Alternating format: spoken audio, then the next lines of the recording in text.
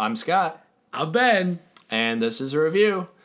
On today's episode, which is episode 14, we'll be reviewing Rampage. From the director of Cats and Dogs, The Revenge of Kitty Galore, comes Rampage. Rampage follows the story of Dwayne "The Rock" Johnson, who stars as Dwayne "The Rock" Johnson, whose best friend is a big white ape named Dwayne "The Rock" Johnson. Watch as evil corporate bad guys Malin Ackerman and Pete from The Office attempt to lure the giant monsters they created to Chicago so that they can do the plot. So, Ben.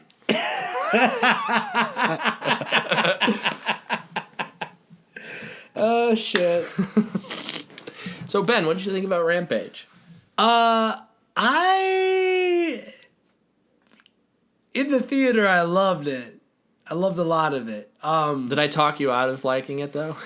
We had as I was coming down from my, The theater childlike theater high of Yeah. watching giant monsters blow shit up and The Rock being a complete goddamn national treasure. And reality started to set Yeah, in. exactly. It's like that comer's remorse where, you're just coming back down Yeah. to earth.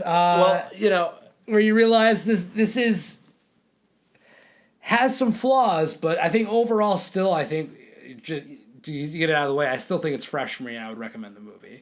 Yeah, I'm definitely not as positive about this. I didn't hate this movie, but so the first act of this movie is actually really good. I was pretty engaged. I was really the first half of this movie almost I was getting ready to be like, this is better than the new Jurassic World. This is like a good, interesting, the chemistry between Dwayne Johnson and the ape George is absolutely incredible. It feels so realistic, and it's all performance capture, and it's not a real ape, but it looks and feels real the way they're signing and the way that it's a very well done ape. Yeah, they crush, or gorilla or whatever. Yeah, it's a white it's an albino silverback. But yeah, no, they really crush the first, I think, 45 minutes or almost an hour.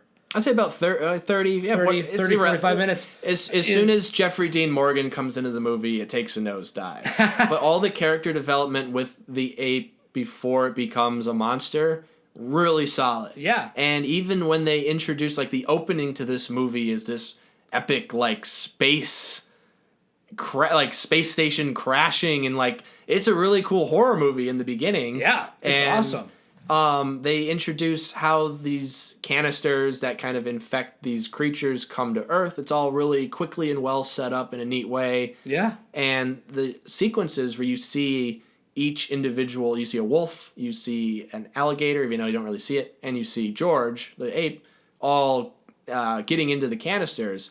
Those are all really neat sequences. And kind of as we are revealed the creatures for the first time, all really good, well done stuff. Yeah. It's really a lot like the best parts of a movie like Jurassic World, where it just feels like a $150 million B movie where they're like, yeah, hell yeah. We just have these cool creatures. We're being super quick. The setup is just there. We buy it. We just, we're fully in. Cool. Let's go. And then it hits the brakes. Yeah. And then for some reason, after building up so much momentum and so much real, genuinely engaging, stuff going on between The Rock and this whole sci-fi, really kind of great sci-fi monster action movie setup. Yeah. It just gets really bogged down by this. I think convoluted is the word that we came up with a lot. Basically, the middle of this movie, I'd say honestly a majority of the movie is Malin Ackerman and Pete from The Office. They are this evil corporation that are evil geneticists. Yeah. And they flat out created this virus or whatever, a pathogen called Rampage. Yeah. Why? They literally want to create giant monsters. They say in the movie, this is exactly what we wanted. Why? what is the point of this? Like, Yeah. I guess they want to militarize them. These idiot scientists are always trying to militarize giant monsters. Why? What is the science behind this? Nah, and like at least in Jurassic World, they're like, yeah, using these dinosaurs for the military. This is his exact same plan, basically. But they are saying they're saying what they want to do with it. And they give you at least a set piece, like here they do with the Raptors. Yeah. With Chris Pratt when he's on the bike, like they at least allude to it and commit to it to a degree. Where it's ridiculous, part of the story. but it's still more conceivable than here, where it's just completely like, no, we're making monsters, and then we have this serum which lets us pacify them. They're still animals. They're wild animals that are... it's stupid. Yeah. So, whatever. They're evil bad guys, but you spend so much time with them. They easily could have had their time shaved in half. You don't need them at all. These characters are... You don't need evil scientists. You don't need evil corporations. I don't need to see the inner workings of the corporation or anything. I just need to know what they set up in that first space sequence. That is everything I need. I was like, great. I got it. Cool. Because they even show the mutant rat. Yes. There's like a mutant experiment rat. So they allude to there's something going on in space. They're practicing genetic science on rats.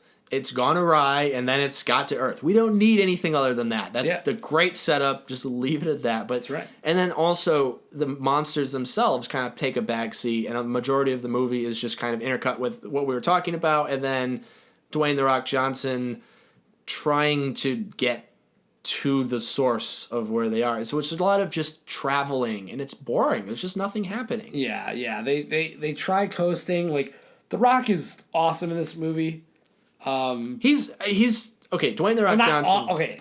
He's amazing in everything that he's in because he's a charismatic son of a bitch. And even here, he's the best part about this, but he's still like kind of phoning it in a little bit. Like he's doing the best he can with little to work with. For sure. If he wouldn't have had to be the person carrying if it would have just been him as our human gateway for the whole movie amongst basically the first act and the third act and like a really abridged almost point A to point B second act, it would have been great. But we get so bogged down, like you said, it becomes a movie where only the good human stuff is The Rock. So you're just leading on so much where it's just but there's still more humans that are the story's dependent on. There's a lot of human that you have to spend time with that aren't The Rock. And you're like, God damn. And the big problem with this movie is there's a lot of human characters and they're all horribly written, including The Rock. The Rock is fighting his charisma against a terribly written character. And it's his character doesn't feel like he should be charismatic. But when he is, it's obviously The Rock trying to add something to nothing. Oh, yeah. But he's such a bland character. All the other performances are completely two-dimensional and just awful. Who's the female? Naomi Harris? Yeah. She's awful! Yeah, she is terrible in this movie. And she is coming off one of the better performances of the last couple of years in Moonlight. She's the mom in Moonlight. Yeah, in this movie, though, she is abysmal. Film student level bad. She is is the definition of acting. It's so just it's awful. And Jeffrey Dean Morgan is this shadowy military guy, and he's talking like this the entire movie. He's foghorn leghorn, son. He's just he is. I'm actually toning it down a little bit. He is... His intro God. Scene is he reins it in. By the end of the movie, he does. And gets a little more okay, we're hamming it up here, but there's some charm to it. But the first scene, the one you see in the trailer, where he's we got a monster. Yeah, what science experiments falling out of the sky. His Negan from The Walking Dead wasn't hamming it up enough, so we had to just take it to 11. Yeah. This is the most cartoonish, and it's he's leaning, he's got this gangster lean going on, and his whole character is he's just there. He's a Deus Ex Machina character where after the initial setup with him, he kind of is working with The Rock, and he just shows up in convenient places hey, I've got evac for you. I just happen to be halfway across the city. You want to hop in my helipad copter here, Sonny? And that's his character. And it's completely like, that's all he does in the movie. And it's terrible. And he does get a little better, but he's still like, the role he's serving is really bad. When he's just bouncing off the Rock, again, proving that the Rock is the best human in the movie by far. Because, like, perfect example. Here are characters that we're supposed to be sort of along with. They're driving the story. And we're bouncing to scenes where we're with them. The Rock's not there. Right. There's no monsters. It's like, fuck. It's abysmal. Get me back to, like, the Rock Monsterland. Because when it's in that realm, when it's the Rock basically in an Americanized kaiju movie, right? It's fucking cool. Well, it's really fun. I would even amend that to say that, so when George, like we said, George has a lot of charisma with the Rock. Like, he's really well put together, and you really like George. But when he gets turned into a giant monster, he loses any personality, and he's just raging, angry King Kong.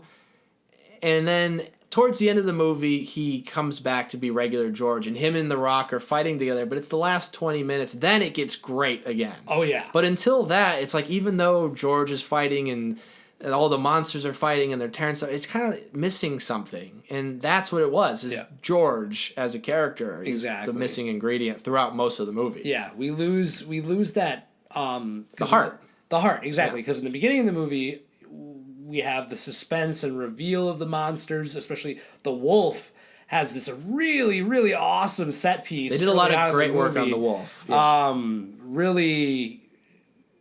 Really cool. They're sort of like in another...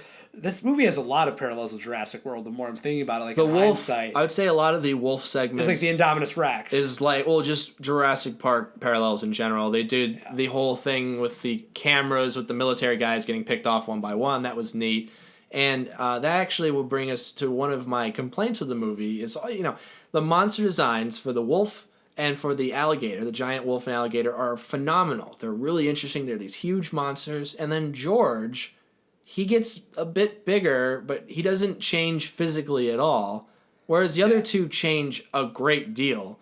And George is dwarfed in comparison in size, and that doesn't really track with me. Like, when you see them at the end, all three together, George looks way out of place with the other two monsters, and that really bothered me because they're all supposed to be on the same level here, and kind of just separating him arbitrarily, but him still being with them and being, like, rampaging through the city. Yeah. It just felt visually like it was a huge letdown for me. Maybe this is as good a point as any to propose how they could have brought the best two things about this movie together. So, with The Rock and the game, the original premise of the game. Yeah, so this is based on a video game, if you don't know. Rampage is based on an old Nintendo game. Arcade game. Yeah. And the one I used to play was Rampage World Tour for Nintendo 64. And basically, the start of the game, you have 3 human characters that get zapped with basically the same thing that's in this movie that mutates the creatures. And the humans, turn into giant monsters. They turn into a giant ape, a giant lizard, and a giant wolf.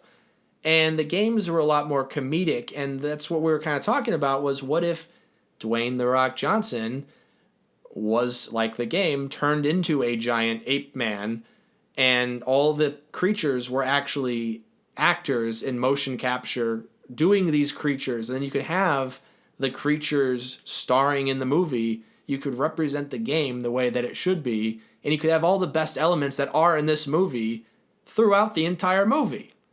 There's a really good idea there, and I don't want to just be pitching my own movies here, but, like, that's the source material. I'm basing that on what's there already, and Jumanji, the character work that they did, character in the game work that they did in Jumanji. Yeah. Welcome to the Jungle.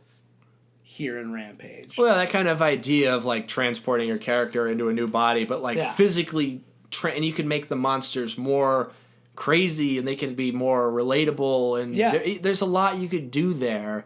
That would make it really, really unique, too, because, like, you have, like, sort of what was the most interesting thing about that movie was that Colossus or whatever, the Anne Hathaway. Yeah.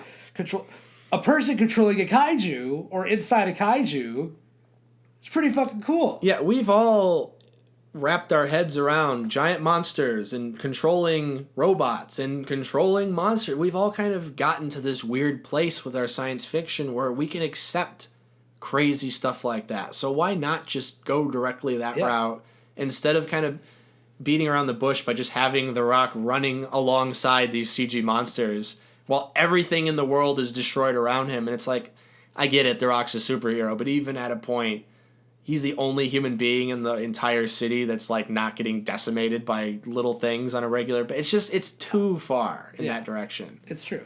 But yeah, I think that's really all we have to say. I think that'll bring us to final thoughts. Yeah. So Ben, final thoughts for Rampage. Rampage, when it's on, is a whole hell of a lot of fun. The Rock continues to display why he is our national treasure action star, best action star we've had since Arnold. Yeah. I think it's very safe to say that the torch has very much been passed from 80s Arnold to today's Rock, which is great.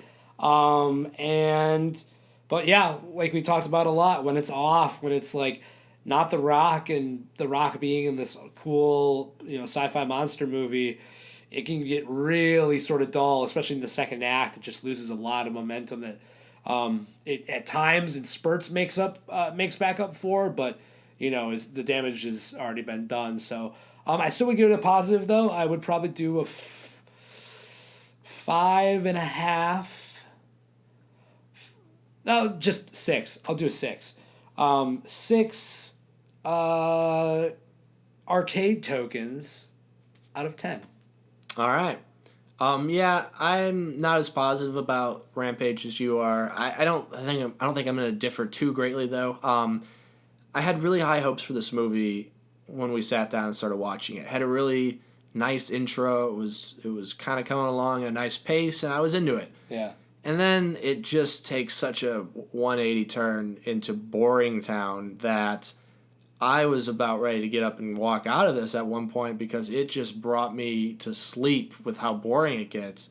When it's on, it does fire on most cylinders for me, but it happens so little after the beginning that I can't really recommend this movie. The ending fight is okay, but it doesn't really justify what you have to go through for me to get to. If you can see the beginning of this movie and then somehow forget the middle and then come back to the end, you might have something. But as it stands, I have to give Rampage 5 genetic pathogens out of 10. Okay. What we did forget to mention though is how gnarly this movie can get. Yeah, it's another PG-13. It's another case this year we've seen of PG-13 movies really stretching that rating, and I mean there's some decapitations, there's some impalings, there's some and like full detail, pretty visceral, violent stuff. Yeah, I like that. Yeah, it was pretty nice. And the opening too, there's like dismembered, like bloody, like fucked up corpses like flying around. A corpse, yeah, that was like pretty, like the eyes were all bloodshot. That kind of was like, oh wow, yeah. And the last thing we'll mention too is how going back to Malin Ackerman and Peter the intern or whatever from The Office. They have this like horrible lab where it's like the most generic bad guy lab ever. Oh yeah. And like for some reason they have the actual Rampage arcade cabinet in Malin Ackerman's office, like in the background. And so it's like it's a really lazy Easter egg, or like fan service. Both. I kind of was getting the idea that like maybe she was inspired by this arcade game. If they had actually committed to that and had her be the psychopath that was inspired by Rampage to create giant monsters, I would have given this 2 more points at least. And then done The Rock, the people. Yeah. And then if you did that, that's a 10 out of 10 movie, obviously. Oh fuck yeah! But just dude, maybe in 20 years we'll make that one. All right, that's what we're proposing right now. There we go. Everybody steal that idea. All right, so this has been a review. I'm Scott. I'm Ben. Thanks for listening. Ooh! Before we forget, next week we want to do the Westworld post post show. Yes, so I believe next week we should be starting that. Westworld season 2 begins, and me and Ben want to do an episode on every episode. So sort of like tuned. a spoiler chat, probably a reaction show. Scott and I are huge fans. Yeah, we're gonna do reaction stuff to it, and under the assumption that you would just watch it too. This won't be we won't be dancing around spoilers. We'll be going full in, talking what we think's happening. Exactly. It'll be all. This is like an after show, like Talking Dead, or This is a Westworld. I don't know. This is a Westworld. This is a Westworld. Yeah. All right. So yeah, good on you for remembering that. Keep an eye out for that, and stay classy.